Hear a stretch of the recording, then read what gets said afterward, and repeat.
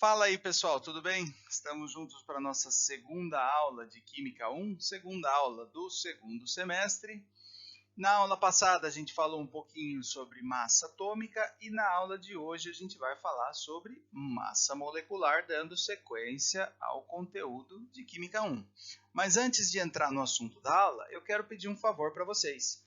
Eu adicionei a nossa videoaula lá no Moodle junto com alguns exercícios. Só que eu adicionei esses exercícios na forma de questionário e eu não tenho muito domínio do Moodle, então pode ser que eu tenha feito alguma caca. Se vocês tiveram algum problema com esses exercícios, me manda uma mensagem ali no Moodle ou um e-mail falando, professor, deu ruim aqui que eu tento consertar. Se ninguém fala nada, é porque eu acho que está funcionando para todo mundo, beleza? Então vamos embora. Então na aula passada a gente conversou sobre massa atômica. Vamos fazer uma recapitulação relâmpago do assunto aqui. A gente viu que massa atômica nada mais é do que a massa de um determinado elemento expressa em unidades de massa atômica, cujo símbolozinho é U. Então, da mesma forma que a gente expressa a nossa massa em quilogramas, ou a massa de sonho que a gente compra na padaria em gramas, a gente expressa a massa de átomos ou de elementos em unidades de massa atômica. A gente viu também a definição de unidade de massa atômica. Uma unidade de massa atômica corresponde a 1/12 da massa de um átomo do isótopo 12 do carbono. Tá? A gente viu também que a massa atômica de um elemento químico corresponde à média ponderada dos diferentes isótopos daquele elemento químico, levando em consideração as suas abundâncias naturais. Tá?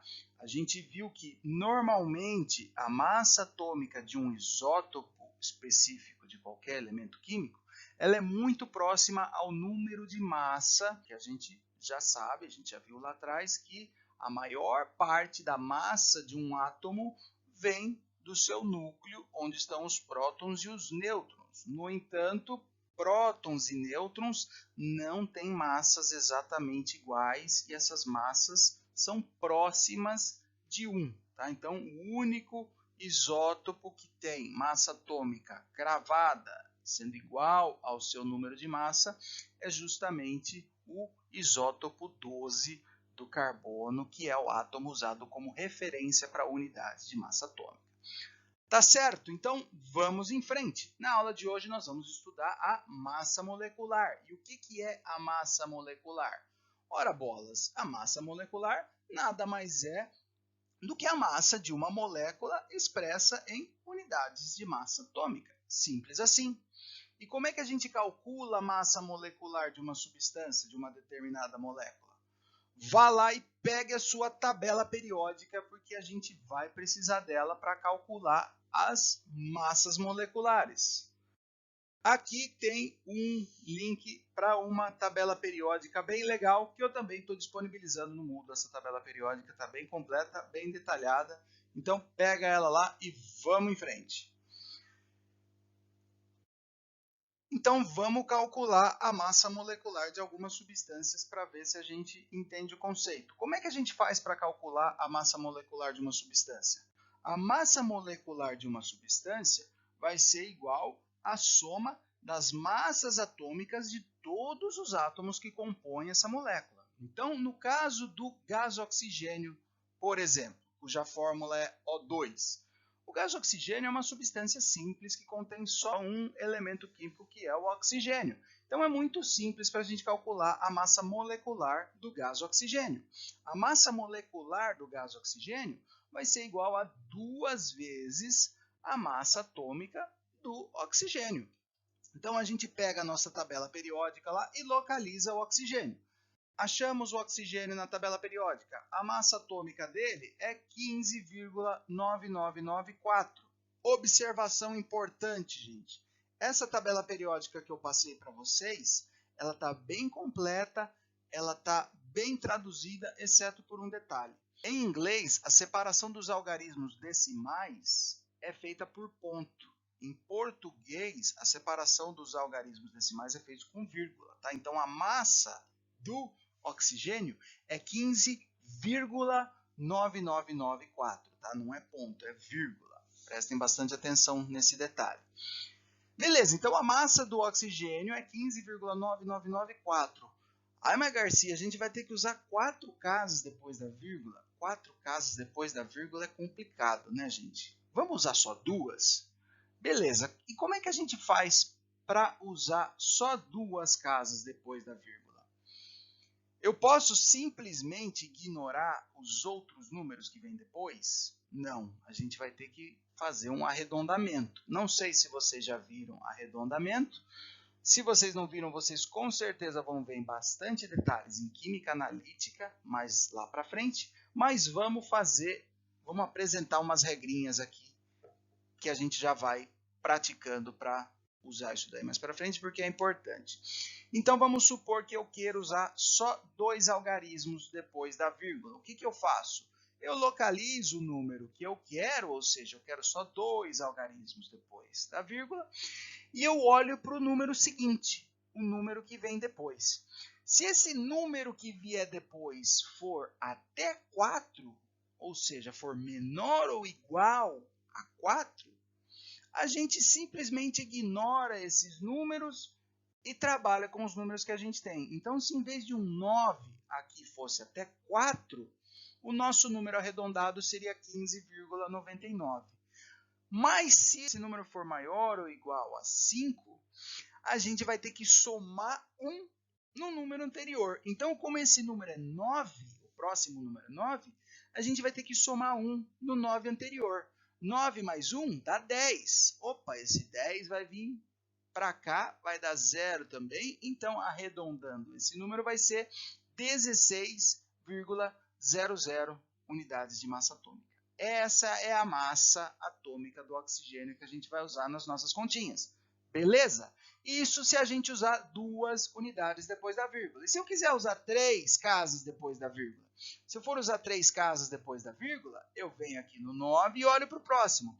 O próximo número é 4. Ah, quando é 4 eu ignoro. Aí a minha massa seria 15,999.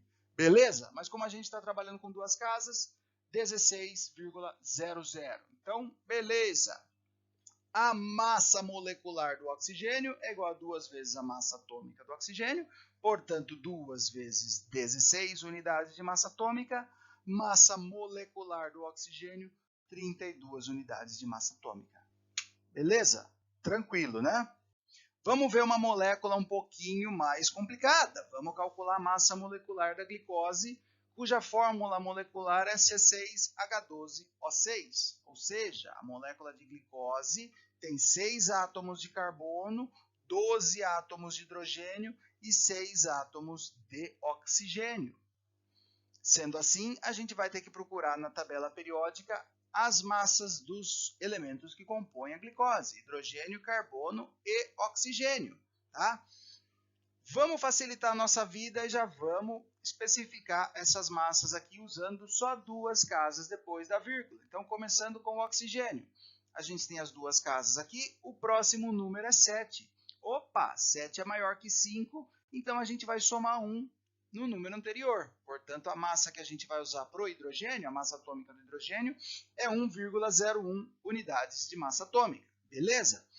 Para o carbono, a massa atômica do carbono, 12,0107. Vamos lá, se a gente vai trabalhar com 2 casas depois da vírgula, 0,1, qual é o próximo número? É 0. Se é 0, a gente simplesmente ignora a massa atômica do carbono, vai ser 12,01 unidades de massa atômica. E a massa atômica do oxigênio? Do oxigênio a gente já fez lá atrás, né? O terceiro número aqui é 9, então a gente vai ter que somar 1 no anterior, que é 9. Vai 10, aí vem o 1 para o outro 9, vai 10 também, aí vai 1 para o 5. A massa atômica do oxigênio é 16 unidades de massa atômica. Beleza? Determinamos, encontramos as massas atômicas dos átomos que compõem a nossa molécula. Vamos organizar a massa molecular da glicose. A massa molecular da glicose vai ser, portanto, igual a 6 vezes a massa atômica do carbono, afinal de contas a molécula tem 6 átomos de carbono, né? Então 6 vezes a massa de um carbono, mais 12 vezes a massa do hidrogênio, a molécula tem 12 hidrogênios, mais 6 vezes a massa atômica do oxigênio, porque a molécula tem 6 átomos de oxigênio. Substituindo os valores das massas atômicas aqui na formulinha, a gente tem 6 vezes 12,01 unidades de massa atômica, mais 12 vezes 1,01 unidades de massa atômica, que é a massa do hidrogênio, mais 6 vezes 16 unidades de massa atômica, que é a massa do oxigênio. Resolvendo as multiplicações, a massa molecular da glicose é igual a 72,06 unidades de massa atômica, mais 12,12 unidades de massa atômica, mais 96 unidades de massa atômica. Fazendo a soma, nós teremos que a massa molecular da glicose, 180,18 unidades de massa atômica. Beleza? Muito bem! Nós estamos falando de massa molecular. E se o nosso composto não for uma molécula, for um composto iônico, um sal, por exemplo? Não tem importância, a gente continua chamando de massa molecular, mesmo que não seja uma molécula, mesmo que seja um composto iônico, tá? Não tem problema. Por exemplo, aqui, o cloreto de cálcio diidratado. Cloreto de cálcio diidratado significa que para cada cloreto de cálcio eu vou ter 2 moléculas de água, diidratado. Como é que eu calculo a massa molecular desse trambolho aqui? Primeiro a gente pega a tabela periódica e acha as massas atômicas de todos os átomos que compõem essa molécula. Então a gente tem cálcio, a gente tem cloro, a gente tem hidrogênio e a gente tem oxigênio. Então vamos achar esses caras lá. Cálcio e cloro estão aqui em destaque, hidrogênio e oxigênio, como a gente trabalhou lá atrás, estão aqui no cantinho embaixo, tá? Então o cálcio, se a gente for trabalhar com 2 unidades depois da vírgula, vamos para a terceira, para o próximo número, é 8. Opa, 8 é maior ou igual a 5, então a gente soma uma unidade no algarismo anterior. A massa atômica do cálcio que a gente vai usar é 40,08 unidades de massa atômica, beleza? Para o cloro, mesma coisa, 2 unidades depois da vírgula, vamos olhar para a próxima unidade, é 3, esse algarismo é 3. Se é 3, 3 é menor que 4, então a gente simplesmente ignora a massa que a gente vai usar para o cloro, é de 35,45 unidades de massa atômica, beleza?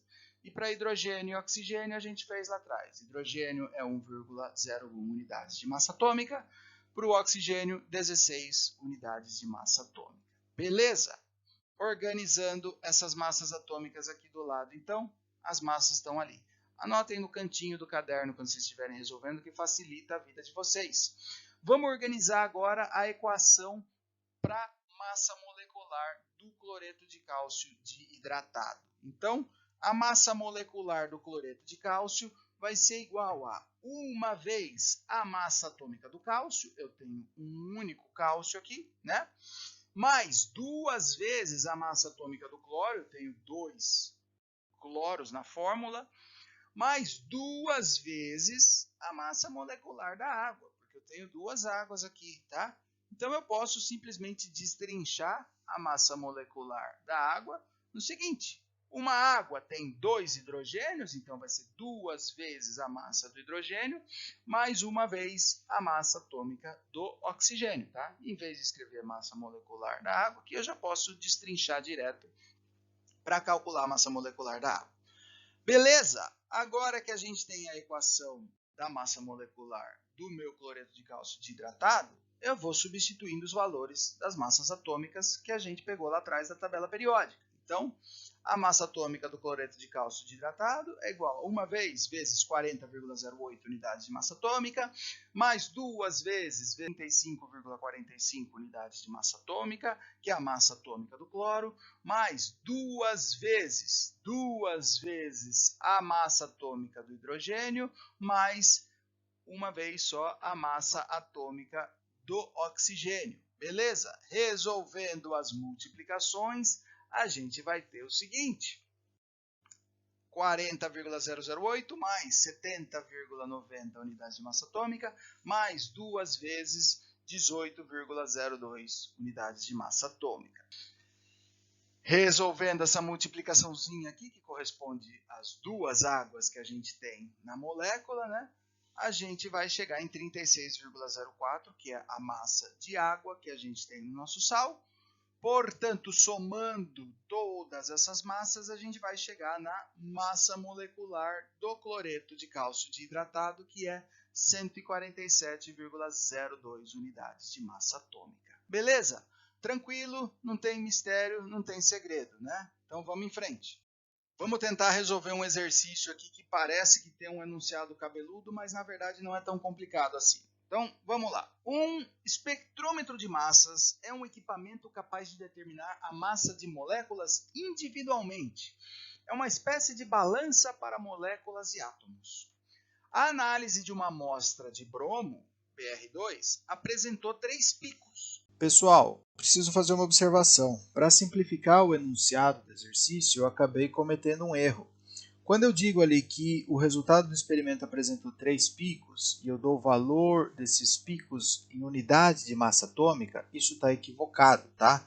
Em um experimento feito no espectrômetro de massas, o resultado ele é dado em relação massa-carga e não unidade de massa atômica, tá? Se vocês olharem ali no gráfico, no espectro de massas, a unidade no eixo X é m/z. Isso significa massa-carga. Não vou entrar em detalhes com vocês, mas adianto que nesse contexto que a gente está falando são unidades equivalentes, tá? 1 mz é igual a uma unidade de massa atômica. Valeu! Em 158 unidades de massa atômica, 160 unidades de massa atômica e 162 unidades de massa atômica, conforme a figura a seguir. Então, essa figura aqui representa o espectro de massas para uma amostra de bromo, Br2. Sabendo que o bromo é encontrado na forma de 2 isótopos, com base nos resultados da análise do bromo, de Br2, determine a massa atômica dos isótopos de bromo. Então, se a gente analisar o bromo, Br2, a gente vai chegar num espectro que tem esse jeitão aqui, que vai apresentar 3 picos, ou seja, tem 3 massas diferentes. Por que isso, gente? Bom, se o bromo tem 2 isótopos diferentes, a gente pode ter a molécula bromo, Br2, formada com esses 2 tipos de isótopos diferentes, tá? O que acontece? Na natureza, a gente vai poder determinar a massa molecular para o bromo usando a tabela periódica, a massa atômica do elemento bromo. Só que no espectrômetro de massas, gente, como é que funciona? É um equipamento tão sensível que ele consegue pesar molécula por molécula. Tá? Então a gente não mais vai ter aquela média ponderada para a massa do elemento bromo, mas a gente vai passar a ver sinais dos isótopos de bromo, já que ele consegue pesar individualmente cada molécula. Então vamos tentar traduzir esses picos, esse resultado, esse espectro de massas, para identificar a massa dos isótopos de bromo. Então vamos lá, vamos tentar entender. A gente está vendo aqui o espectro de massas para o bromo, para o Br2, e a gente tem 3 picos aqui, que se a gente for olhar na escala aqui, que representa unidades de massa atômica, a gente vai ter a massa aqui de 158 unidades de massa atômica, 160 unidades de massa atômica, que é esse pico mais intenso, e 162 unidades de massa atômica. Tá? Vamos pensar no que o enunciado do exercício falou. O enunciado do exercício falou que a gente tem 2 isótopos naturais para o bromo, tá? Então a gente vai ter, vamos representar esses isótopos aqui como sendo um azul clarinho e o outro azul escuro, sendo que o azul clarinho é o isótopo mais leve e o azul escuro é o isótopo mais pesado, tá? A gente tem 3 possibilidades de organizar esses átomos diferentes para formar a molécula de bromo, Br2. A gente pode juntar 2 isótopos leves do bromo, ou seja, como são os isótopos leves, vai formar a molécula mais leve de Br2, que tem a massa de 158 unidades de massa atômica, certo? A gente pode formar também o bromo usando 2 isótopos mais pesados do bromo. Aí vai dar a molécula mais pesada de bromo, que é a de 162 unidades de massa atômica. Tá?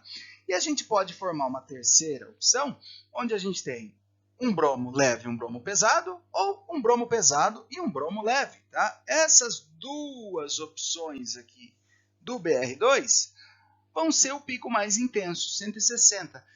Então, a gente tem as possíveis combinações para o bromo. Ficou fácil, porque com 2 átomos leves de bromo, vão pesar 158. Então, se a gente dividir essa massa por 2, como os 2 bromos são iguais, a gente vai chegar na massa atômica do bromo leve, que é 79. Se a gente dividir a massa do bromo, da molécula bromo mais pesada por 2, a gente vai chegar na massa atômica do isótopo mais pesado, que é 81.